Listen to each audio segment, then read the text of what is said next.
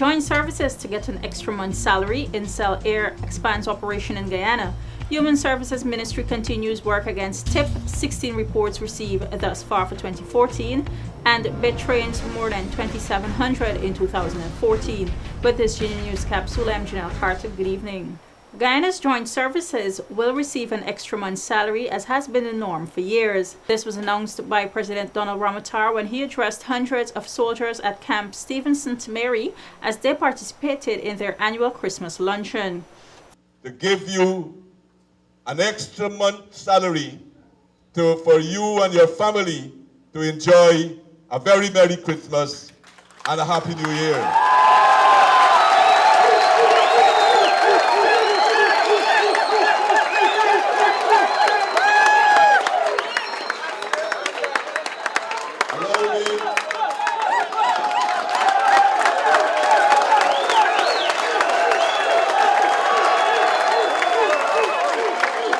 The President, who is also the Commander-in-Chief, also reminded ranks to continue to work towards preserving the good name of the force as they continue to provide service to their fellow countrymen and the nation as a whole.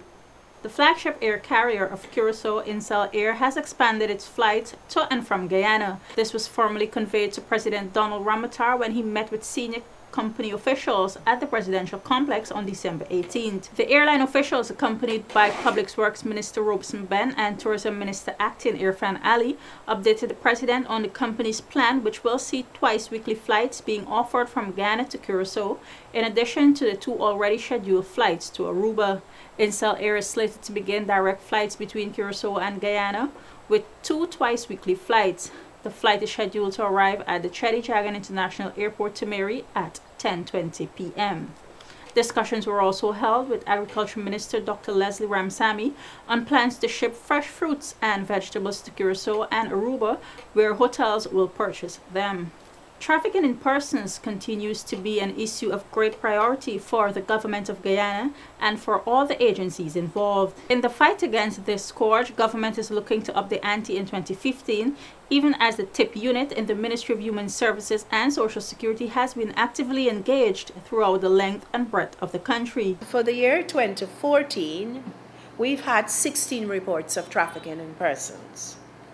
And to date, there are 8 files that have been completed and have been sent to the DPP, and we have had 2 charges since then, and some are still pending in the court. The ministry has also conducted works in mining areas in communities around the country and sensitizing the populace through enlightened and awareness activities, which were also conducted in 30 schools. In addition, the ministry has provided support to TIP victims totaling up to $9,083,851 for this year, and for 2015, according to the work plan, and other activities will continue.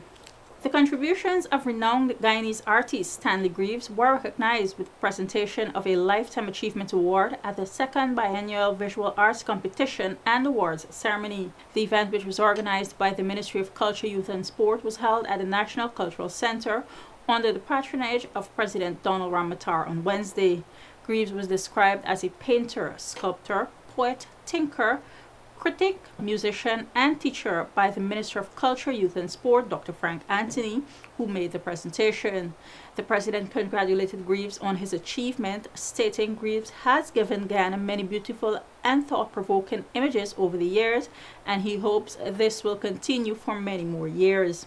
The Board of Industrial Training on December 18 drew the curtains down on graduations for the 2,736 persons trained during the year, the last of which was held at Camarang for 69 residents of Keiko and Warramadong. The youths and single parents of Camarang, Keiko, and Warramadong were trained in various trades, including home economics, information technology, clerical services, health services, and engineering, as well as teacher's aid. Minister of Amerindian Affairs, Ms. Pauline Sukai, who addressed the graduating class at the Camarang Primary School, urged the graduates to capitalize fully on the initiative by BIT and to use it as a stepping stone for further development. BIT graduates for 2014 were drawn from regions 2, 3, 4, 5, 7, 9, and 10. Of these, 434 are single parents. Thank you for watching this Union News Capsule. Do join us again. I'm Janelle Carter. Good night.